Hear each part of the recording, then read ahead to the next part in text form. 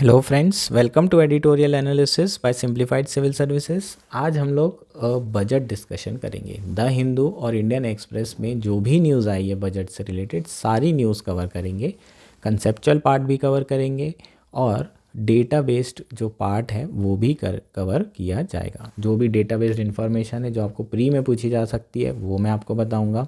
इसके अलावा मेंस के लिए इतना इम्पॉर्टेंट नहीं है क्योंकि ये एक इंतरिम बजट है। इंतरिम बजट क्या होता है इसे भी समझेंगे और क्यों जो है चुनावी ईयर में सिर्फ इंतरिम बजट आता है, वोट ऑन अकाउंट क्या होता है, ये बेसिक कंसेप्ट समझेंगे और ऐसे कई सारे कंसेप्ट कवर करेंगे हम आज अपने एनालिसिस में।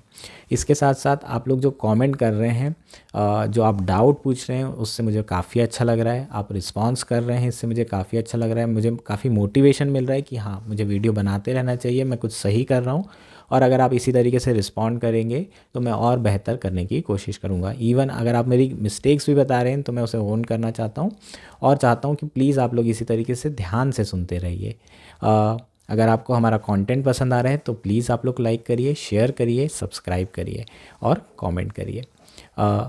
इसकी पीडीएफ आपको चाहिए तो आप लोग हमारा टेलीग्राम ग्रुप भी ज्वाइन कर सकते हैं जिसकी लिंक आपको दी होगी। मोर में क्लिक करिएगा, वहाँ पर आपको लिंक मिल जाएगी और सिंप्लीफाइड सिविल सर्विसेज सर्च कर सकते हैं। टेलीग्राम में बहुत सारे आपको फ्री रिसोर्सेज भी प्रोवाइड किए जाएंगे, पीवाईक्यू के क्वेश्चन भी दिए जाएंगे, डेली क्विज आती है। ये सारी चीज़ें भी हम 2024 प्री के लिए कवर कर रहे हैं। प्लस मेंटरशिप भी दी जा रही है। अगर आप लोग चाहते हैं तो आप लोग डायरेक्टली मुझसे कनेक्ट कर सकते हैं, आप उस ग्रुप को ज्वाइन कर लीजिए। आइए शुरू करते हैं हमारा बजट एनालिसिस। बजट 2024 की बात करने से पहले कॉन्स्टिट्यूशनल प्रोविजंस के बारे में थोड़ा समझ लेते हैं।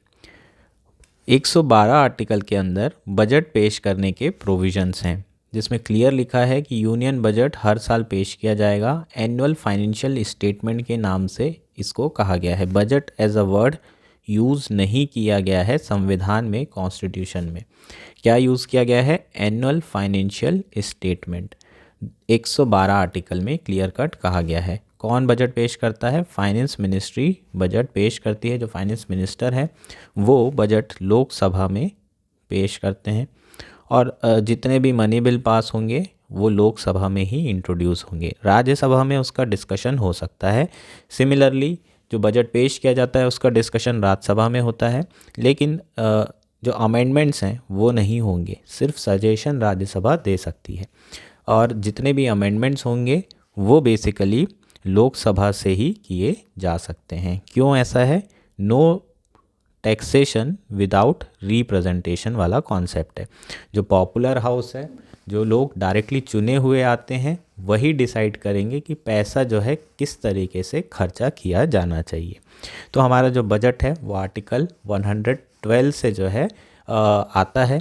सरकार हर साल जो है बजट में डिसाइड करती है कि कितना रेवेन्यू रिसीट्स आएगा, कितना कैपिटल रिसीट्स आएगा, कितना कैपिटल एक्सपेंडिचर करना है और कितना रेवेन्यू एक्सपेंडिचर करना है। इसका मतलब कितना पैसा हम रेस करेंगे इस साल और कितना एक्सपेंडिचर करेंगे, इसको हम बोलते हैं बजट एस्टिमेट्स। पूरे साल भर में हम क्या क्या तरीके अपनाएंगे जिससे पैसा रेस किया जाएगा और किस तरीके से जो पैसा रेस करेंगे उसको हम खर्चा करने वाले हैं। अलग अलग डिपार्टमेंट को, अलग अलग मिनिस्ट्री को बजट एलोकेशन किया जाता है। ठीक है, क्या क्या करती है सरकार? एस्टिमेट करती है रेवेन्यू और कैपिटल रिसीट्स को और वेज और मीन्स ढूंढती है कि रेवेन्यू को कैसे रेस किया जाए। एस्टिमेट ऑफ एक्सपेंडिचर भी जो है कैलकुलेट किए जाते हैं, कितना एक्सपेंडिचर हमें करना है। और इन सारी चीज़ों को करने के लिए सरकार के द्वारा बजट पेश किया जाता है। एक चीज़ का हमें ध्यान रखना पड़ेगा, बजट जो है जब भी इलेक्शन ईयर होता है तो इंतरिम बजट पेश किया जाता है। ऐसा क्यों किया जाता है? क्योंकि जुलाई में दोबारा से बजट पेश होगा जब नई सरकार बनेगी। जब नई गवर्नमेंट बनेगी तो वो अपने हिसाब से, अपनी पॉलिसीज़ के हिसाब से, जो उन्होंने मैनिफेस्टो में प्रॉमिस किया है उसके हिसाब से जो है एलोकेशन करेगी कि उन्हें किस फील्ड में प्रायोरिटी देनी है। मान लीजिए कि गवर्नमेंट अगर बदलती है, कांग्रेस की गवर्नमेंट आती है, तो हो सकता है कि उनका फोकस न्याय में हो। न्याय स्कीम जिसके बारे में वो बात करते रहते हैं, डायरेक्ट बेनिफिट ट्रांसफ़र में, तो हो सकता है कि उनका जो एलोकेशन हो वो डीबीटी में ज़्यादा हो। करेंट गवर्नमेंट का जो फोकस है वो किस पे है, कैपिटल एक्सपेंडिचर पे ज़्यादा है। तो अलग अलग गवर्नमेंट के अपने अपने मैनिफेस्टो होते हैं, जो लोगों को वो प्रॉमिस करते हैं वो डिलीवर करना चाहते हैं, इसलिए इस बार अंतरिम बजट पेश किया गया है।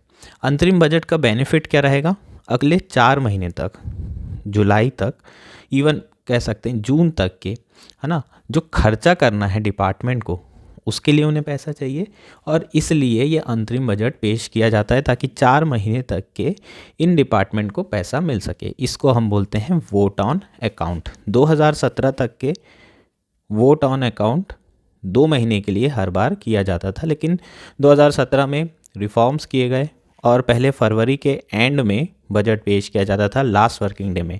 अब 1 फरवरी को किया जाता है, ताकि जो हमारा फाइनेंशियल ईयर है जो कि 1 अप्रैल से शुरू होता है, तब तक के हम बजट को पास कर लें और वोट ऑन अकाउंट की ज़रूरत ना पड़े।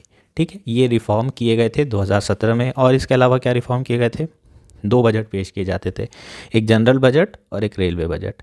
इन दोनों को मर्ज कर दिया गया। ठीक, तो ये कुछ रिफॉर्म है जो आपको पता होना चाहिए। बजट के बारे में जब भी हम बात करेंगे तो इन सब सारी चीज़ों की आपको जानकारी होना चाहिए। अगर हम पार्लियामेंट में बात करें तो बजट 6 स्टेजेस से गो थ्रू होता है। फर्स्ट, प्रेजेंटेशन ऑफ बजट, सबसे पहले प्रेजेंटेशन होगा फर्स्ट डे 1 फरवरी को, फिर जनरल डिस्कशन होते हैं, फिर उसके बाद 1 महीने का गैप लिया जाता है और सारे डिपार्टमेंटल कमिटीज़ जो है स्क्रूटनाइज करते हैं, देखते हैं कि सरकार ने जो एस्टिमेट किया है वो सही है कि नहीं। और उसके बाद फिर voting of demand for grants, फिर वोटिंग होती है डिमांड फॉर ग्रांट्स के लिए। अप्रोप्रिएशन बिल पास किए जाते हैं for expenditure purpose, finance bill pass किए जाते हैं फॉर टैक्सेशन पर्पस। ये 6 स्टेजेस होती है और इसमें जो है बेसिकली बजट जो है इस तरीके से पास होता है। Department of economic affairs in the finance ministry is the nodal agency for budget. ये आपको याद रखना है, DEA, department of economic affairs. ये इम्पॉर्टेंट है, डिपार्टमेंट का नाम पता होना चाहिए। जो इस बार का बजट है, अंतरिम बजट, चुनाव के पहले आया है और बजट में कोई ड्रामेटिक प्री पोल सॉप्स नहीं दिए गए। मतलब सरकार को टेम्पटेशन तो बहुत होता है कि कुछ ऐसी चीज़ें दे दें कि 24 में, अभी मई में इलेक्शन होने वाले हैं, तो कुछ स्कीम शुरू कर दें। जैसे 2019 में सरकार ने की थी अंतरिम बजट में PM किसान। ठीक है, सारे किसानों को 6-6 हज़ार रुपये देने का प्रॉमिस किया गया था पूरे ईयर में। तो इस तरीके के पॉपुलिस्ट मूव से इस बार सरकार बची है। ये जो टेम्पटेशन है उससे सरकार ने अपने आप को रोका है इस ऐसा कुछ करने से। और सरकार का मेन जो फोकस है वो किस पे है, फिस्कल डेफिसिट टारगेट पे।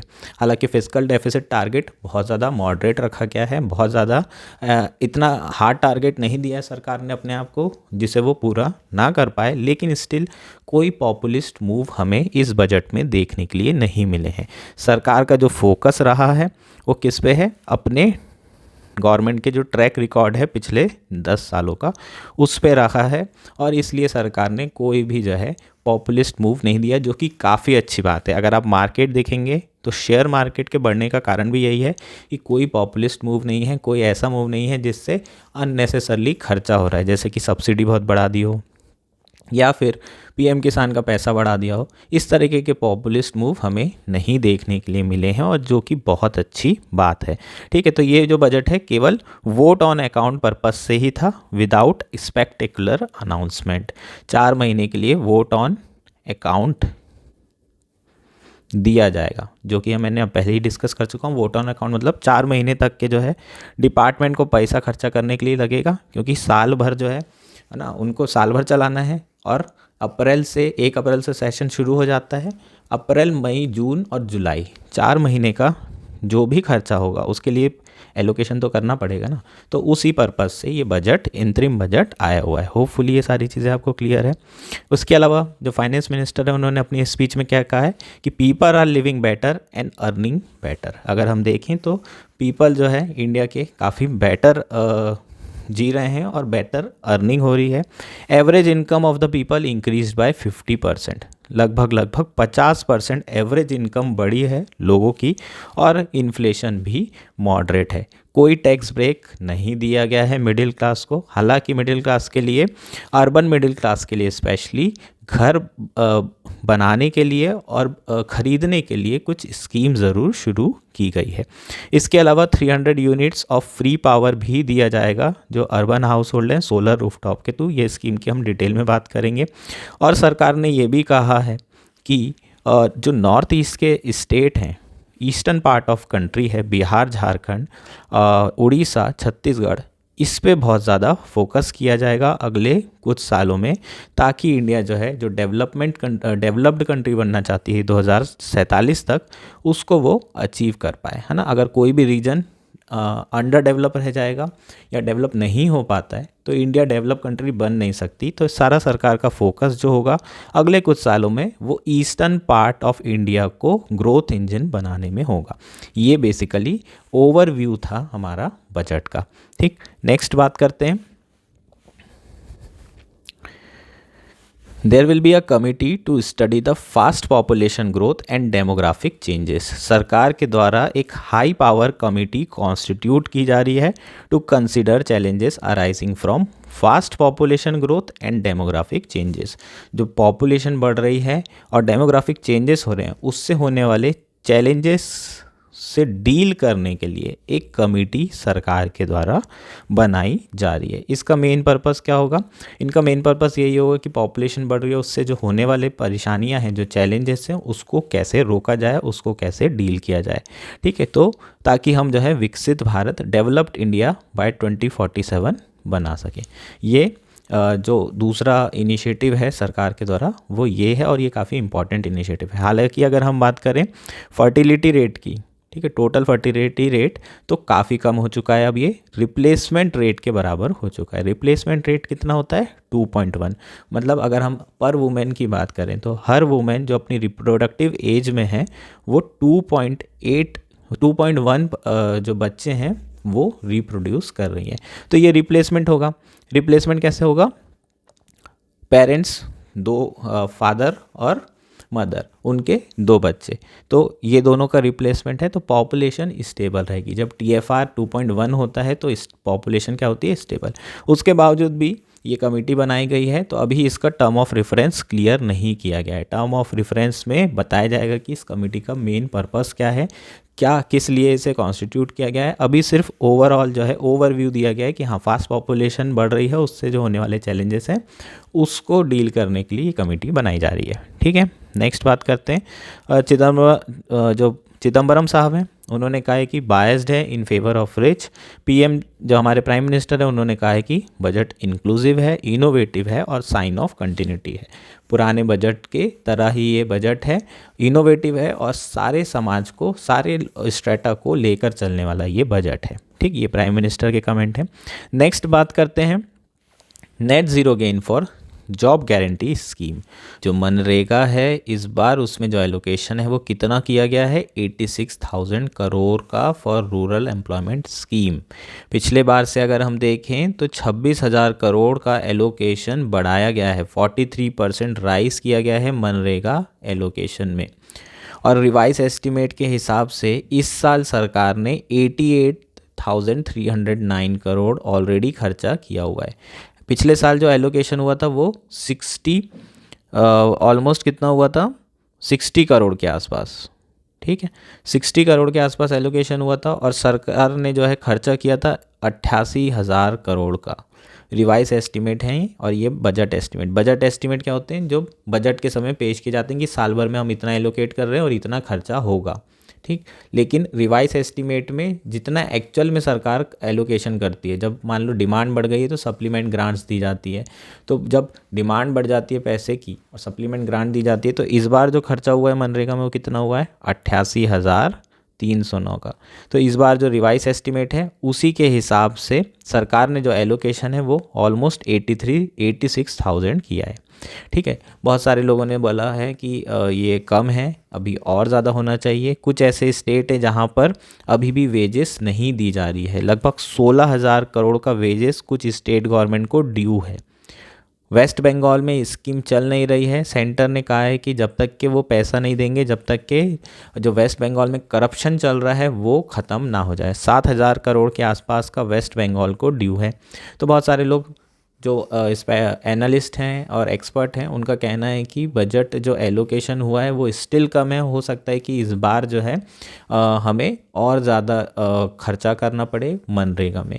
एक तरीके से मनरेगा में जो एलोकेशन बढ़ा है वो एग्रेरियन डिस्ट्रेस को भी बताता है, जो रूरल डिस्ट्रेस चल रहा है उसको भी शो करता है कि यार बहुत ज़्यादा लोग जो है मनरेगा में काम कर रहे हैं। 200 रुपये रोजी में अगर कोई काम कर रहा है तो आप समझ सकते हो कि उसको कोई और जॉब नहीं मिल रही, तब जाके उसे मनरेगा में पैसा कमाना पड़ रहा है। ठीक है, तो ये हमारा क्या हो जाएगा, मनरेगा का हो जाएगा। नेक्स्ट बात करते हैं marginal rice in allocation for farming and fisheries. Farming और फिशरीज़ में भी मार्जिनल राइस हमें देखने के लिए मिला है। बहुत ज़्यादा डिटेल में नहीं जाएंगे, ये वाला पार्ट इंपॉर्टेंट है।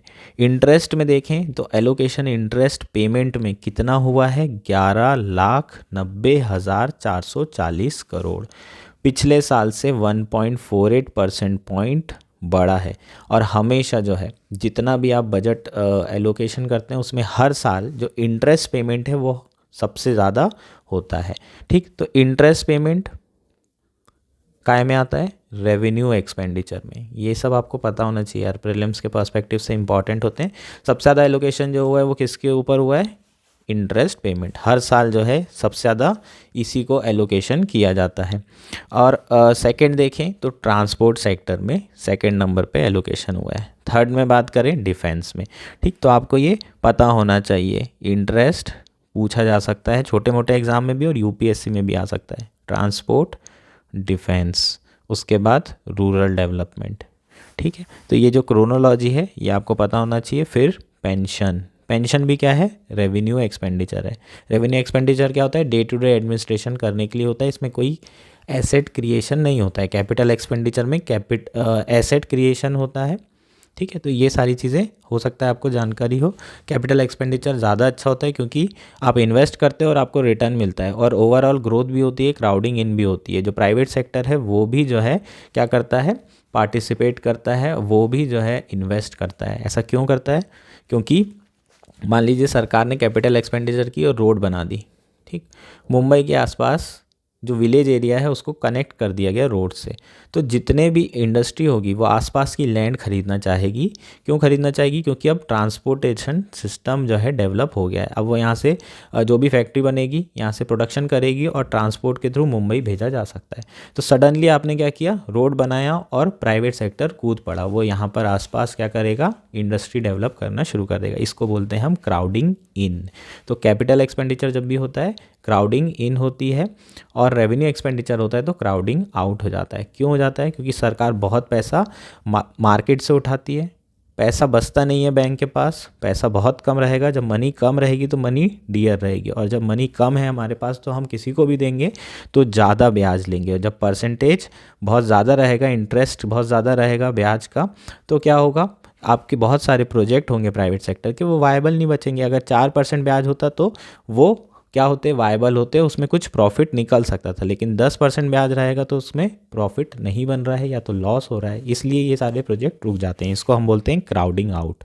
ठीक है, ऐसी सिचुएशन में क्या होता है, क्राउडिंग आउट हो जाता है। ठीक, तो ये डेटा पता होना चाहिए कौन सी मिनिस्ट्रीज़ को कितना दिया गया है। ट्रांसपोर्टेशन सेकंड पे है, थर्ड पे आपका है डिफेंस, ठीक है, और फर्स्ट पे है इंटरेस्ट पेमेंट। ठीक, ये हमारा क्या हो जाएगा, कुछ डेटा हो जाएगा। नेक्स्ट बात करते हैं हेल्थ आउटले। तो हेल्थ आउटले इस बार कम हुआ है। 2018 में 2.47 था परसेंट, और अभी कितना है 1.89। ठीक है, बीच में बढ़ा था, लेकिन अभी फिर टोटल बजट का अगर हम शेयर में बात करें 2.47 था 2018-19 में, और अभी 1.89% हो गया है। ठीक, नेक्स्ट बात करते हैं, ये इंपॉर्टेंट है। Centre moods ₹1 lakh crore corpus for R&D। सरकार के द्वारा 1 लाख करोड़ का एक फंड डेवलप किया जा रहा है for promotion of research and development, specially in the sunrise sector. बात करेंगे सनराइज सेक्टर की।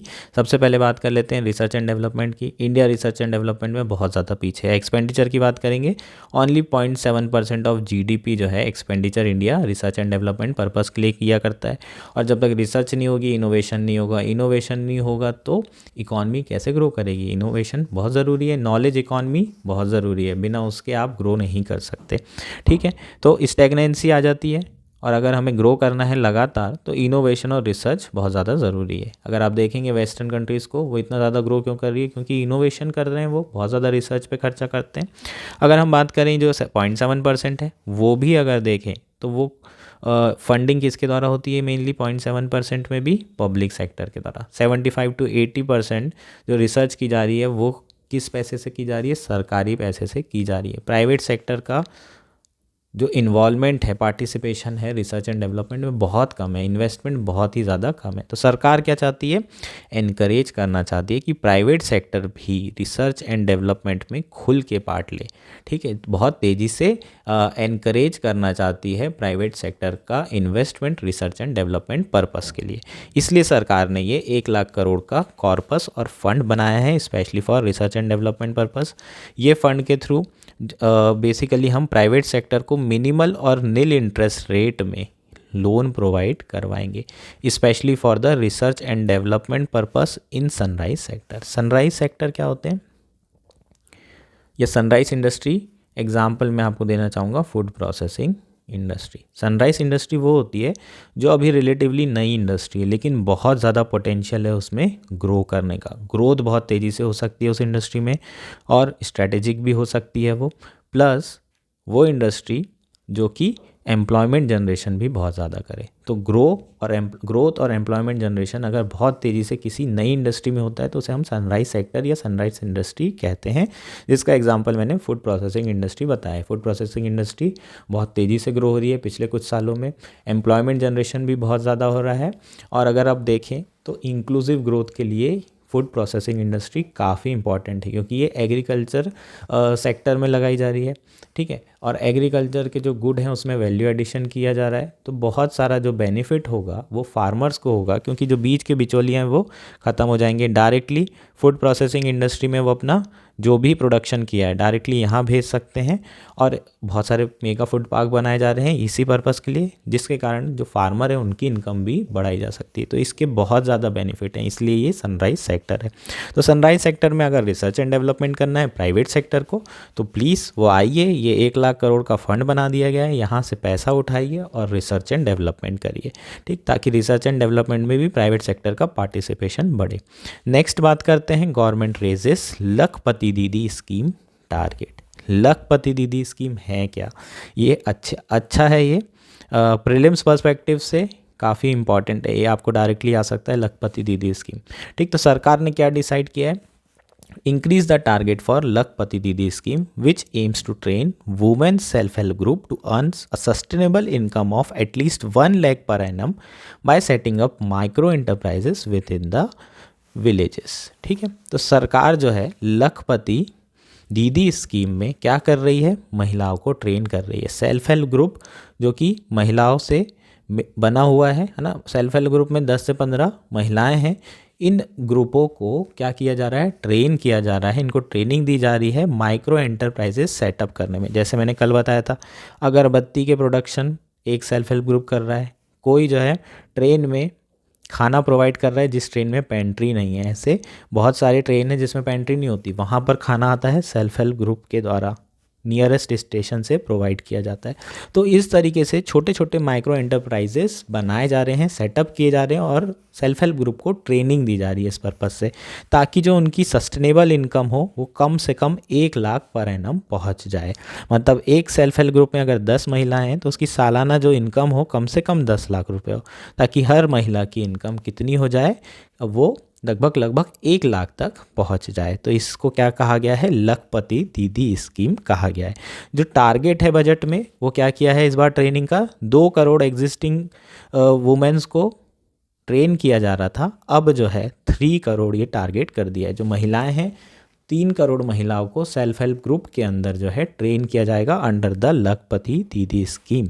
ठीक है, 83 lakh self help group with 9 crore women are formally taken a training for micro enterprises development. ठीक है, लगभग 83 लाख सेल्फ हेल्प ग्रुप हैं जिसमें 9 करोड़ महिलाएं जो हैं ट्रेनिंग ले रही हैं और ट्रांसफॉर्म कर रही हैं रूरल और socio economic development for 83 lakh self-help group with 9 crore women are transforming rural socio economic landscape. लगभग कितने सेल्फ हेल्प ग्रुप हैं? 83 लाख सेल्फ हेल्प ग्रुप हैं और 9 करोड़ के आसपास महिलाएं हैं जो कि ट्रेन की जा रही हैं और कुछ ना कुछ छोटे छोटे माइक्रो एंटरप्राइजेस में इन्वॉल्व हैं और लगभग 1 लाख रुपए सालाना इनकम इससे कमा रही हैं। तो इससे महिलाओं का एम्पावरमेंट हो रहा है, इनकम बढ़ रही है रूरल हाउस होल्ड की। तो ये काफ़ी बेनिफिशियल है वुमेन एम्पावरमेंट के पर्सपेक्टिव से और जो रूरल वेजेस है उसको बढ़ाने के पर्सपेक्टिव से। ठीक है, तो एक करोड़ के आसपास जो है वुमेन ऑलरेडी 1 लाख रुपए से अधिक कमा रही हैं सालाना। अब सरकार चाहती है कि ये जो नंबर है इसको 2 करोड़ और 3 करोड़ तक पहुंचाया जाए। इसके अलावा जो फाइनेंस मिनिस्टर हैं उन्होंने कहा है कि there will also be expedition of upgradation of anganwadi centre under the Saksham anganwadi and पोषण 2 स्कीम। ठीक है, तो ये जो स्कीम है ये आपके लिए इंपॉर्टेंट है यार प्रीलिम्स के पर्सपेक्टिव से 2024 के लिए। ये कहा गया है कि हम आंगनवाड़ी सेंटर का अपग्रेडेशन करेंगे इस स्कीम के हिसाब से। ठीक है, 2022 में 2 स्कीमों को क्या किया गया था? मर्ज कर दिया गया था। कौन कौन सी स्कीम को मर्ज किया गया था? इंटीग्रेटेड चाइल्ड डेवलपमेंट स्कीम और पोषण, इन दोनों को मर्ज करके क्या बनाया गया था? आंगनवाड़ी सक्षम आंगनवाड़ी और पोषण 2.0 स्कीम। प्लीज़ ये स्कीम अच्छे से एक बार देख लेंगे। इसमें कई सारी सब स्कीमें, ICDS, पोषण अभियान, स्कीम फॉर एडोलेसेंट गर्ल। ठीक है, 14 से 18 वर्ष की महिलाओं के लिए है ये, उनके न्यूट्रिशन पे फोकस किया जाएगा। पोषण में हम बहुत सारी लैक्टेटिंग जो वुमेन हैं उनके न्यूट्रिशन पे फोकस कर रहे हैं। ICDS में 3 से 6 साल तक के बच्चों के न्यूट्रिशन पे फोकस कर रहे हैं। इनफैक्ट है ना, जो इन्फेंट है वहीं से शुरू हो जाता है 0 से 6 साल तक के। ठीक, तो ये पूरी स्कीम को मर्ज कर दिया गया। और नेशनल क्रैच फैसिलिटी, क्रैच क्या होता है? मान लीजिए महिलाएं कहीं काम करने जा रही हैं तो वहाँ पर बच्चों के लिए एक अलग से रूम बनाया जाता है जहाँ पर उनको फीडिंग कराने की फैसिलिटी हो, है ना। बीच में उन्हें ब्रेक मिले, वो उस रूम में जाके अपने बच्चों को फीड कराएं और वहाँ पर कोई ना कोई एक हेल्पर रहता है जो सारे बच्चों को देखता है ताकि जो छोटे बच्चे हैं उनकी मदर भी काम करे। इसको बोलते हैं क्रैच फैसिलिटी। ठीक है, तो ये सारी स्कीम को क्या किया गया है? एक साथ मर्ज कर दिया गया है। पर्पस क्या है? न्यूट्रिशनल जो वैल्यू है वो प्रोवाइड करना महिलाओं को। ठीक, नेक्स्ट बात कर लेते हैं new scheme for bio manufacturing bio foundry on the card. एक नई स्कीम आने वाली है बायो मैन्युफैक्चरिंग के लिए, बायो फाउंड्री के लिए। अभी उसमें बहुत ज़्यादा हमें इन्फॉर्मेशन नहीं मिली है। ठीक है, तो पर्पस क्या है इसका? A new scheme for bio manufacturing and bio foundry to provide environmental friendly alternatives such as biodegradable polymers, bioplastic, biopharmaceutical and bioagri inputs। bioagri inputs मतलब जो फर्टिलाइजर्स हैं, ठीक है, वो आपको अब बायो फर्टिलाइजर्स मिलेंगे। ठीक है, और जो अल्टरनेटिव है प्लास्टिक का वो सरकार प्रोवाइड करने की कोशिश करेगी। बायो प्लास्टिक का प्रोडक्शन बढ़ाया जाएगा क्योंकि सिंगल यूज़ प्लास्टिक तो सरकार ने क्या कर दी है? बैन कर दी है। तो ऐसी कई प्लास्टिक जो बैन हो गई है उसके अल्टरनेटिव पे फोकस किया जा रहा है और उसके लिए सरकार के द्वारा ये न्यू स्कीम शुरू की जा रही है। इससे बायो इकॉनमी में लगभग 300 बिलियन का कॉन्ट्रीब्यूशन होगा अगर ये स्कीम मटेरियलाइज हो जाती है तो बाय 2030। ठीक, और 1 ट्रिलियन इकॉनमी में ये वैल्यू एडिशन करेगी बाय 2047 अगर हम बायो मैन्युफैक्चरिंग पे फोकस करते हैं तो। इसके अलावा इंडिया के जो ग्रीन इकॉनमी टारगेट्स हैं वो भी फुलफिल होंगे, तो काफ़ी इंपॉर्टेंट है। सिर्फ रिसर्च एंड डेवलपमेंट पे फोकस ना करते हुए सरकार अब मैन्युफैक्चरिंग पे भी फोकस कर रही है, उससे एम्प्लॉयमेंट क्रिएशन भी होगा। होपफुली ये भी आपको आइडिया लग गया होगा। अभी इसके बारे में पूरी डिटेल्स नहीं आई हैं, जब आएगी तब हम अलग से डिटेल्स के बारे में बात करेंगे। नेक्स्ट क्या है? ठीक है, ये हम बात कर चुके हैं यार। 1 करोड़ होम को फ्री पावर दिया जाएगा वाया सोलर पैनल। ठीक है, क्या किया जा रहा है? सोलर रूफटॉप लगाया जा रहा है हर घर में, लगभग 1 करोड़ ऐसे हाउसेज होंगे जिसमें सरकार सोलर रूफटॉप लगाएगी। ये सरकार ने क्या किया है, ऐलान किया है। और ये ऐलान जो है प्राइम मिनिस्टर मोदी ने पहले ही कर दिया था। राम मंदिर का जब इनॉग्रेशन किया जा रहा था उसी समय सरकार ने, प्राइम मिनिस्टर ने ये ऐलान कर दिया था। इसमें एक आ गया था कि 1 करोड़ हाउस होल्ड्स में सोलर रूफटॉप इंस्टॉल किया जाएगा, जिसके कारण लगभग 300 यूनिट की फ्री इलेक्ट्रिसिटी एवरी मंथ किसको प्रोवाइड होगी, की जाएगी, एनेबल की जाएगी हाउस होल्ड को।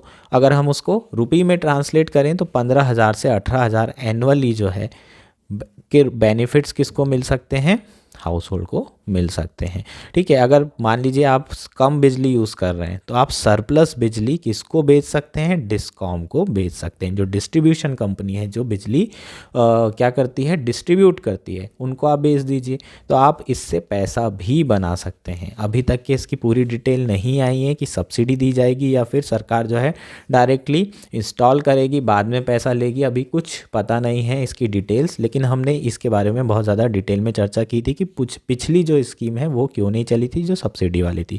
अगर हम अभी बात करें, average house hold consumption of electricity कितना है, 100 यूनिट पर मंथ है। ठीक, और 300 दी जा रही है तो लोग बचा भी सकते हैं पैसा। एट प्रेजेंट केवल 11 gigawatt of install solar rooftop capacity develop की गई है, और उसमें भी जो रेजिडेंशियल यूनिट है उसमें केवल 2.7 गीगावाट सोलर रूफटॉप इंस्टॉल्ड किया गया है। इतनी कैपेसिटी का सोलर रूफटॉप इंस्टॉलेशन किया गया है, केवल 2.7 गीगावाट। ठीक है, अगर जो 1 करोड़ हाउस होल्ड में सोलर रूफटॉप लगाने की बात की जा रही है, अगर ये चीज़ें हो जाती है तो लगभग 20 से 25 gigawatt worth of solar rooftop capacity will be supported through solarisation. 20 से 25 गीगावाट हमारी इंस्टॉल कैपेसिटी हो जाएगी केवल और किससे, केवल सोलर रूफटॉप से। ठीक है, तो जो हमारा टारगेट है 100 गीगावाट का, उसको अचीव करने में बहुत सक्सेस मिलेगी। मैंने बताया था बाय 2026 ये टारगेट सरकार पूरा करना चाहती है। बाय 2022 ये टारगेट किया गया था लेकिन नहीं हो पाया। उसका मेजर कंपोनेंट था 40 गीगावाट हम सोलर रूफटॉप से एनर्जी, इलेक्ट्रिसिटी क्या करेंगे, प्रोड्यूस करेंगे, लेकिन ऐसा नहीं हो पाया। केवल कितना हुआ है, 11 गीगावाट जो है सोलर कैपेसिटी रूफटॉप से इंस्टॉल की गई है। ठीक है, तो ये स्कीम के बारे में भी और चर्चा की जाएगी। इसके अलावा वायबिलिटी गैप फंडिंग भी प्रोवाइड की जाएगी for offshore wind sector. Offshore मतलब जो समुद्र में विंड मील हम लगा रहे हैं, उसके लिए सरकार क्या करेगी, वायबिलिटी गैप फंडिंग प्रोवाइड करेगी। ये वायबिलिटी गैप फंडिंग होता क्या है यार? वायबिलिटी गैप फंडिंग का मतलब ये है कि कोई प्राइवेट सेक्टर है, उसके पास 500 रुपया है और इंडस्ट्री को शुरू करने के लिए 600 रुपये की ज़रूरत है। ठीक है, तो वो क्या करेगा, सरकार के पास बोलेगा सर मेरे पास 500 ही रुपये है, आप 100 रुपये का जुगाड़ कर देते तो अपन यहाँ विंड मिल लगा देते। तो जो गैप है वो यहाँ पर कौन भर रहा है, सरकार भर रही है। तो वायबिलिटी गैप फंडिंग भी सरकार के द्वारा प्रोवाइड की जा रही है विंड सेक्टर, जो विंड मिल है उसके लिए। और वो विंड मिल कहाँ लगाई जानी चाहिए, ऑफशोर, मतलब समुद्र एरियाज़ में, सीज़ में। अगर सीज़ में विंड मिल लगाई जाती है तो सरकार क्या देगी, एक्स्ट्रा जो कम पड़ रहा है पैसा उसको सरकार प्रोवाइड की कर सकती है। लेकिन उसकी कैपेसिटी कितना होना चाहिए, कम से कम 1 गीगावाट कैपेसिटी होना चाहिए। कम से कम नहीं, मैक्सिमम कैपेसिटी 1 गीगावाट होनी चाहिए। ठीक है, बाकी डिटेल्स अभी आई नहीं है, जैसे जैसे आएगी हम पढ़ते रहेंगे। नेक्स्ट है टैक्स बिल्डअप। ठीक है, तो ये इम्पॉर्टेंट है यार। टैक्स बिल्डअप में बेसिकली हम बात करेंगे कि अलग अलग जो टैक्स हैं उनसे कितना कितना रेवेन्यू आया है। इनकम टैक्स से इस बार हाईएस्ट रेवेन्यू हुआ है। टोटल अगर हम बात करें तो 26-27% के आसपास रेवेन्यू इनकम टैक्स से हुआ है। नेक्स्ट है जीएसटी। जीएसटी सेकेंड नंबर पर है और थर्ड है कॉर्पोरेट टैक्स। ठीक है, तो कॉर्पोरेट टैक्स से देखेंगे आप रेवेन्यू कम हुआ है। ठीक है, और फिर अभी थोड़ा बढ़ा है। तो कॉर्पोरेट टैक्स से रेवेन्यू कम क्यों हुआ है यार? क्योंकि पहले लगभग 35% के आसपास on an average corporate tax हुआ करता था। इसको सरकार ने पहले 30% पे लेके आई और धीरे धीरे से क्यूमुलेटिव 25% पे किया जा रहा है। तो अगर कॉर्पोरेट टैक्स कम किए जाएंगे तो बाहर से इन्वेस्टर्स आ सकते हैं और इंडिया में इन्वेस्ट कर सकते हैं। ठीक है, क्योंकि यहाँ पर टैक्स कम लग रहा है तो यहाँ पर भी बहुत सारे जो कंपनीज़ है वो सेटअप हो सकती है। ये आइडिया है गवर्नमेंट का। इनकम टैक्स में ज़्यादा क्यों हो रहा है, एक तो जो टैक्स है वो है ना, अभी इन लोगों ने स्लैब बदला है तो उसके कारण भी रेवेन्यू बढ़ा होगा, आसान कर दिया है कंप्लायंस। दूसरा, नए लोग जो जॉब में हैं वो लोग भी, एम्प्लॉयमेंट जो बढ़ रहा है उसके कारण भी टैक्स भर रहे होंगे।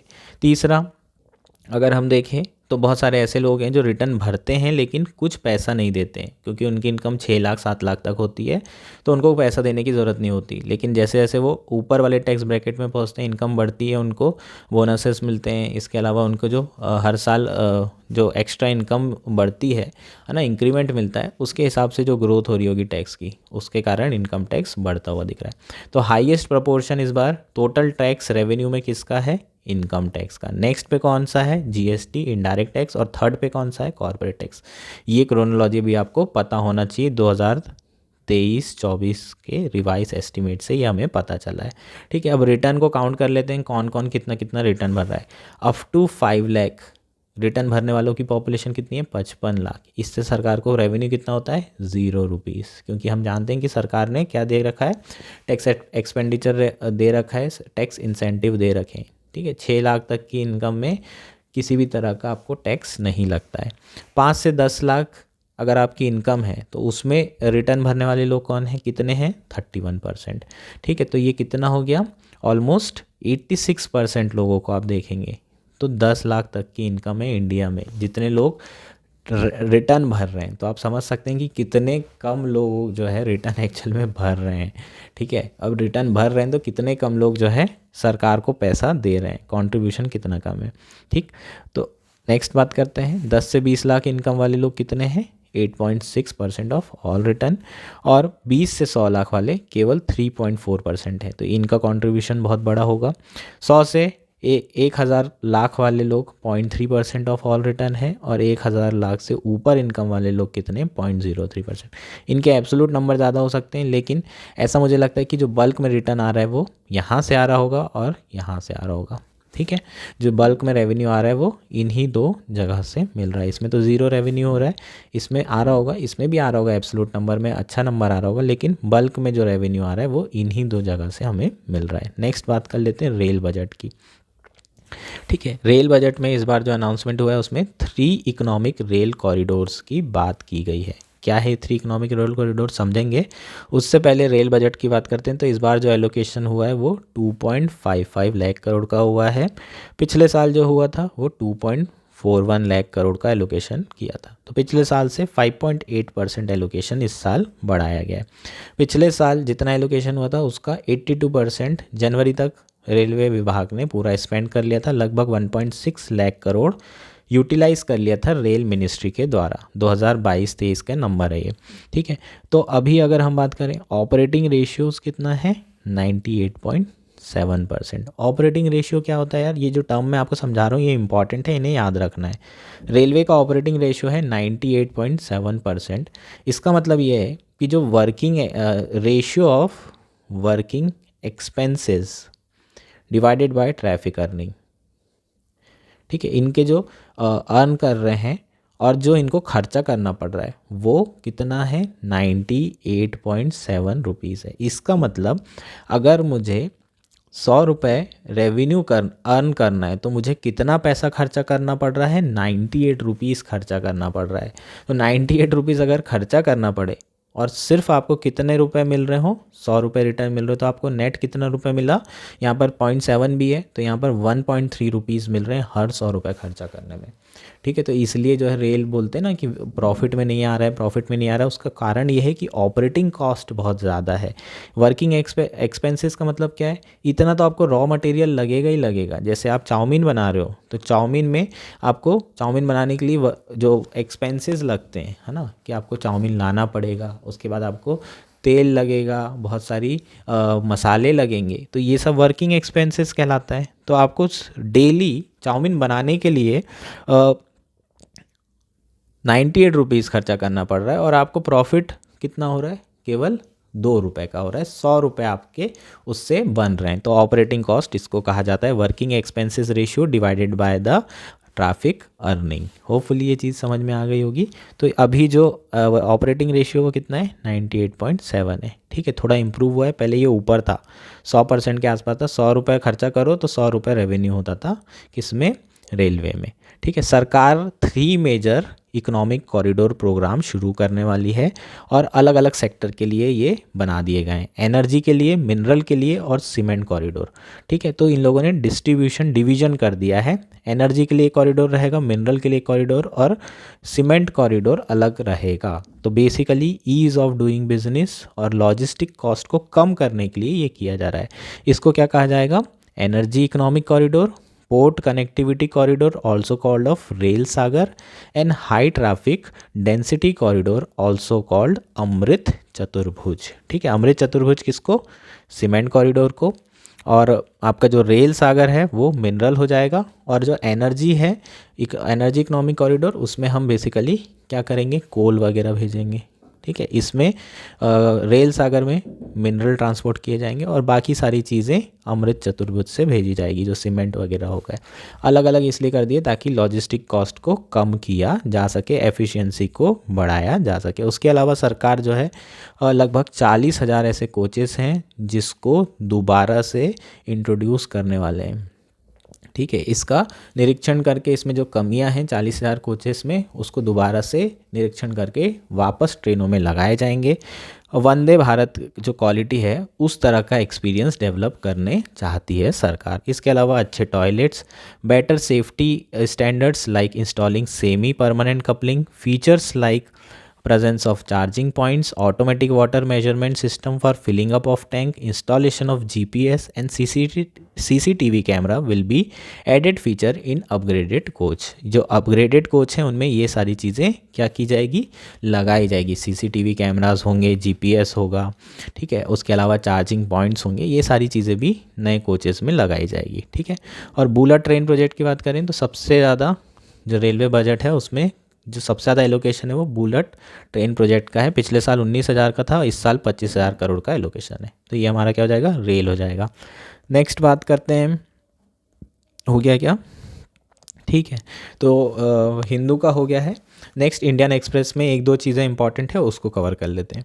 नेक्स्ट इंपॉर्टेंट है tax buoyancy help centre align with its fiscal road map. अगर हम टैक्स बॉयंसी की बात करें तो टैक्स बॉयंसी बढ़ी है 1.2%।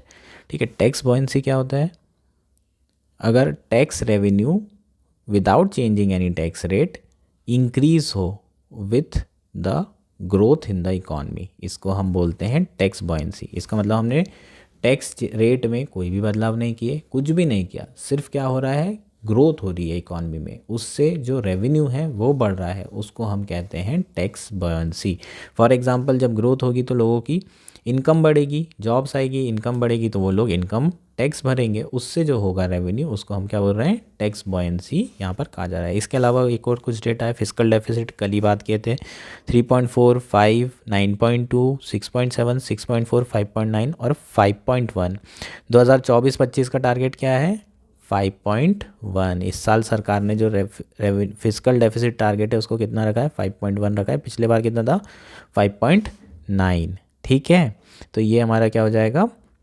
फिस्कल डेफिसिट टारगेट हो जाएगा। ये आपको याद रखना है। ठीक है, ऐसे क्वेश्चंस बहुत आते हैं। एक जो बहुत इंपॉर्टेंट ट्रेंड है यहाँ पर वो है ट्रेंड इन इन्वेस्टमेंट रेट। फिस्कल ईयर 2005 में 30.7% जो है इन्वेस्टमेंट रेट बढ़ा था। उसके बाद वो हाईएस्ट का पहुँचा 2008 में, और ये वाला जो पीरियड था ये गोल्डन पीरियड ऑफ UPA 1 था, जिसमें इंडिया की ग्रोथ 9% तक पहुंची थी। उसके बाद फिर इन्वेस्टमेंट रेट कम होने लगा। यहाँ पर प्राइवेट सेक्टर बहुत ज़्यादा इन्वॉल्व था, ठीक है, और यहाँ पर भी इन्वॉल्व था।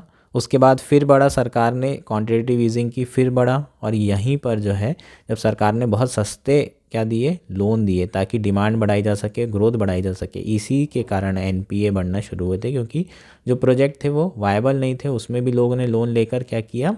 पैसा लगाया, लोन लिया, और प्रोजेक्ट फ्लॉप हो गए, तो क्या कर गए? वो डिफ़ॉल्ट। उसके कारण NPA बढ़ा, नॉन परफॉर्मिंग एसेट, बैंक की बैलेंस शीट बर्बाद हुई, कॉर्पोरेट बैलेंस शीट बर्बाद हुई, और इस पीरियड में ट्विन बैलेंस शीट प्रॉब्लम शुरू हुई। ठीक है, तो यहाँ पर क्या था? ट्विन बैलेंस शीट प्रॉब्लम शुरू हुई थी, और उसके बाद फिर इस समय में बैलेंस शीट का रिपेयर किया गया। ठीक है, 2013 से शुरुआत हुई, और जितनी भी बैलेंस शीट थी उसको रिपेयर करने का काम किया गया। NPA हैं उनको सुधारने का काम किया गया, उसके लिए रिफॉर्म्स किए गए, है ना। इंसॉल्वेंसी एंड बैंक्रप्सी कोर्ट, ऐसे कई सारी चीज़ें लेकर आई गई। आरबीआई के द्वारा कई इनिशिएटिव शुरू किए गए जिससे एनपीए को कम किया जा सके। दोबारा से अब जो एनपीए है वो अपने मिनिमम लेवल पर है और प्राइवेट इन्वेस्टमेंट अब धीरे धीरे रिकवरी कर रहा है। 27.3%, 29.8%, ठीक है। प्राइवेट इन्वेस्टमेंट बढ़ रहा है, सरकारी इन्वेस्टमेंट भी यहाँ पर काफ़ी ज़्यादा है, ठीक है। इसलिए ये कैपेक्स बढ़ने के कारण भी जो इन्वेस्टमेंट रेट है वो बढ़ रहा है।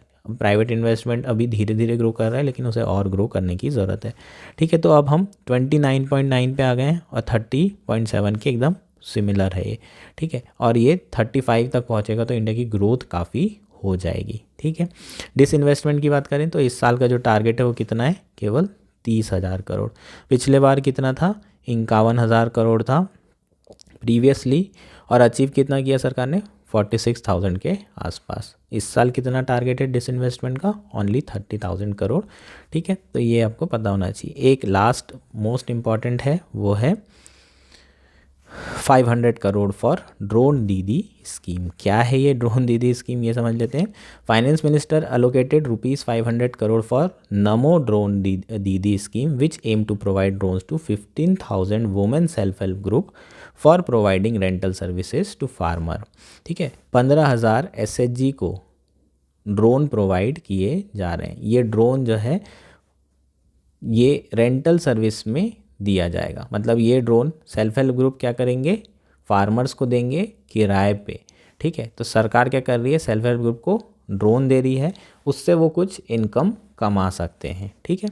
तो ये बेसिकली क्या है, नमो ड्रोन दीदी स्कीम है जिसमें सेल्फ हेल्प ग्रुप ओन करती है ड्रोन्स और फिर उसे रेंटल सर्विसेज के लिए देती है, रेंटल पर्पस के लिए देती है फार्मर्स को। फार्मर जो है ड्रोन का इस्तेमाल कर सकते हैं for spraying fertiliser and for other purposes, ठीक है। तो ये बेसिकली अनाउंस किया गया है सरकार के द्वारा। इसके अलावा 5 इंटीग्रेटेड एक्वा पार्क भी सेटअप किए जाएंगे, इसकी अभी डिटेल्स नहीं आई है। और सरकार जो है एडिबल ऑयल्स में सेल्फ रिलायंस करने के लिए रिसर्च एंड डेवलपमेंट पे खर्चा कर रही है ताकि हाइब्रिड सीड्स डेवलप की जाए, जेनेटिकली मॉडिफाइड सीड्स डेवलप की जाए, जैसे DMH11 है मस्टर्ड के लिए। उसी तरीके से बाकी जो सीड्स हैं, बाकी जो एडिबल ऑयल है जिससे प्रोडक्शन होता है, वेजिटेटिव ऑयल है जो प्रोडक्शन होता है जिससे, वो सारी सीड्स को भी क्या किया जाए, रिसर्च एंड डेवलपमेंट के थ्रू इनकी प्रोडक्टिविटी भी बढ़ाई जाए ताकि इंडिया का जो ऑयल है उसमें प्रोडक्शन बढ़े, प्रोडक्टिविटी बढ़े और सेल्फ रिलायंस आए। तो सरकार ने रिसर्च एंड डेवलपमेंट के पर्पज़ से भी इस बार काफ़ी पैसा एलोकेट की है। ये फाइनली हमारा पूरा का पूरा क्या था, बजट था। होपफुली ये सारी चीज़ें आपको क्लियर हो गई होगी। आज कोई एडिटोरियल है नहीं, आज सब कुछ बजट के बारे में है। हालांकि क्योंकि ये अंतरिम बजट था इसलिए इसमें ज़्यादा चीज़ें आई नहीं हैं, लेकिन फिर भी हमने ऑलमोस्ट सारी चीज़ें कवर कर ली है। होपफुली आपको सारी चीज़ें समझ में आ गई होगी। Thank you and enjoy your day.